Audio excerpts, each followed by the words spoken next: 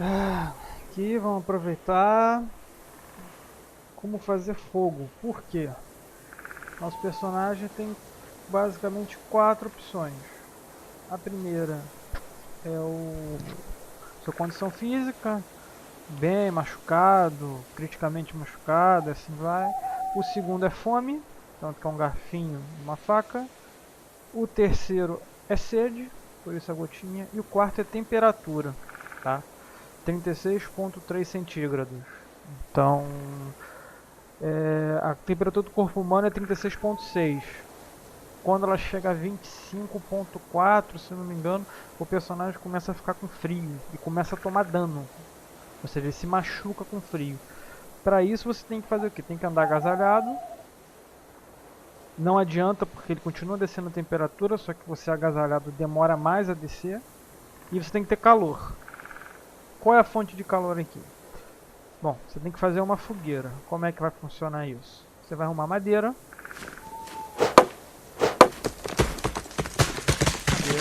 Então logo caiu aqui, não tem espaço. Então vou jogar aqui fora. Você vai pegar a madeira. Aqui é gasolina, são garrafinhas de gasolina para isqueiro. No jogo você tem tanto essa gasolina quanto a gasolina em galão, que é para você botar em carro, em veículos que tem no jogo. Você vai clicar nela 2 vezes, modo de combinar. Vai clicar aqui na madeira. Ela vai ficar azul. Tá, ela gasta acho que 40 ou 50% da madeira. Feito isso, você vai combinar o isqueiro. Você pode ver aqui em cima 100%, porque o isqueiro está cheio. E vai clicar 2 vezes nele e 1 vez na madeira. Ele vai botar no chão uma fogueira. Tá? 36,3, 36,5. Ele começa a esquentar o personagem. Tá? Às vezes buga, então o que você faz?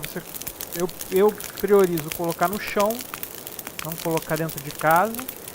E às vezes buga, simplesmente ele não esquenta o personagem. Eu me afasto, corro um pouco para longe da fogueira, que é para mostrar, tá? E volto, ele começa a esquentar.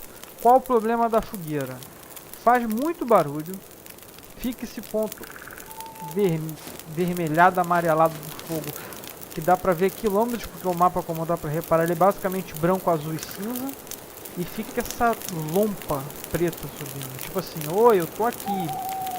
E normalmente quando o povo vê um troço desse, vem todo mundo fazendo.